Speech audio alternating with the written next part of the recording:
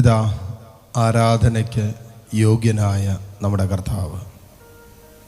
ഹൃദയം കൊണ്ടും മധുരം കൊണ്ടൊക്കെ പാടാം, കർത്താവേ നിനക്ക് ആരാധനയെന്ന്. ഈ ലോകത്ത് ആരാധനയ്ക്ക് യോഗ്യനായവൻ ഒരുവനല്ലേ ഉള്ളൂ. ഈ ഭൂമിയിലും സ്വർഗത്തിലും ആരാധനയ്ക്ക് യോഗ്യനായ ഒരുവൻ, ജീവിക്കുന്നവനായ ദൈവം. ഇതാ കർത്താവ് യൽത്താരയിൽ നിന്റെ മുമ്പിൽ, നിന്റെ ചാരെ, നിന്റെ തൊട്ടടുത്ത് ആയിരിക്കുന്ന നിമിഷമാണ്. ഇതല്ലേ സ്നേഹം എന്ന് പറയുന്നത്?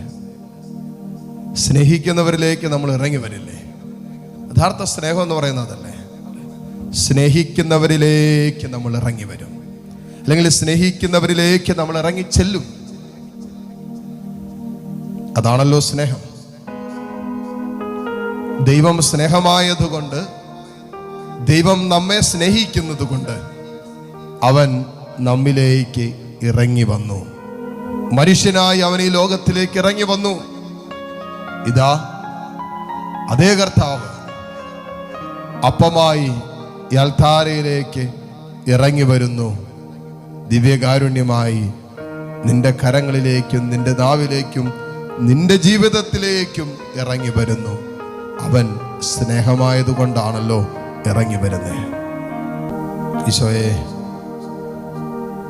സങ്കീർത്തകൻ എത്രയോ മനോഹരമായി പറഞ്ഞിട്ടുണ്ട്. അങ്ങന്റെ കൂടെയുള്ളതിനാൽ, അങ്ങന്റെ വലതുവശത്തുള്ളതിനാൽ, അങ്ങയുടെ മുഖം ഞാൻ എൻ്റെ കൺമുമ്പിൽ കാണുന്നത് കൊണ്ട് ഞാൻ കുലുങ്ങുകയില്ല, ഞാൻ അസ്വസ്ഥനാകുകയില്ല. സങ്കീർത്തനം 16:8 സങ്കീർത്തകൻ പറഞ്ഞത്. ഇതാ ജീവിക്കുന്നവനായ കർത്താവ് നിന്നിലേക്ക് ഇറങ്ങി വരുന്ന സമയമാണിത്. ഈ ആരാധനയുടെ നിമിഷം എന്ന് പറയുന്നതല്ലേ? ദൈവം ഇറങ്ങി വരുന്ന സമയമാണ് ആരാധനയുടെ നിമിഷം. വിശുദ്ധ കുർബാനയുടെ നിമിഷം എന്ന് പറഞ്ഞതല്ലേ? ഈശോ നിന്റെ കരങ്ങളിലേക്ക്, നിന്റെ ശരീരത്തിലേക്ക്, നിന്റെ ജീവിതത്തിലേക്ക് യേശു ഇറങ്ങി വരുന്ന സമയമാണ് ഓരോ വിശുദ്ധ കുർബാനയുടെയും നിമിഷം. അതുകൊണ്ടല്ലേ അതിനേക്കാൾ സുന്ദരമായ നിമിഷം നിന്റെ ജീവിതത്തിലില്ല എന്ന് പറയുന്നത്. യെശയ്യാ പ്രവാചകൻ 55-ാം അധ്യായം 6-ാമത്തെ തിരുവചനത്തിൽ പ്രവാചകൻ പറയുന്ന ഒരു കാര്യമുണ്ട്. കർത്താവിനെ കണ്ടെത്താൻ കഴിയുന്ന ഇപ്പോൾ തന്നെ അവിടത്തെ അന്വേഷിക്കുവിൻ, അവിടുന്ന് അരികെയുള്ളപ്പോൾ അവിടത്തെ വിളിക്കുവിൻ.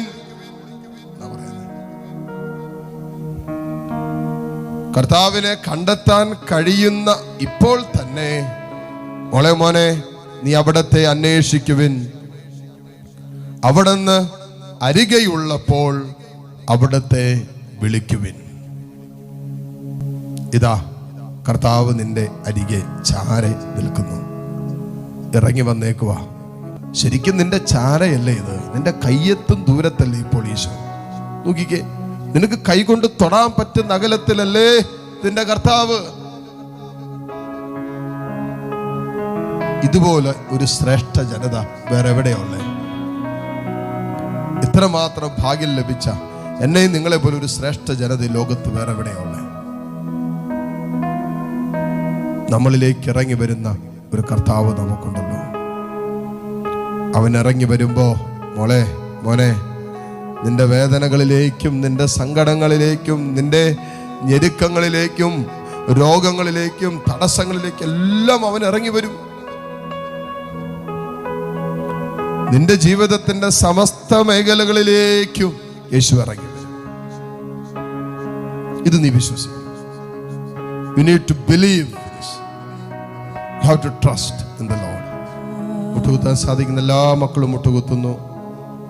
ഇതാ ദിവ്യകാരുണ്യ ഈശോ നമ്മളെ ആശീർവദിക്കാൻ ഒരുങ്ങുന്ന നിമിഷമാണ്. ദിവ്യകാരുണ്യ ഈശോ നമ്മളെ സ്പർശിക്കുന്ന നിമിഷമാണ്.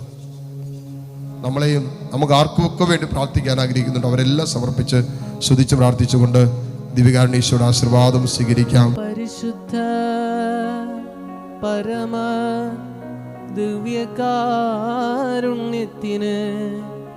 എന്നേരവും ആരാധനയും സ്തുതിയും പുകഴ്ചയും ഉണ്ടായിരിക്കട്ടെ.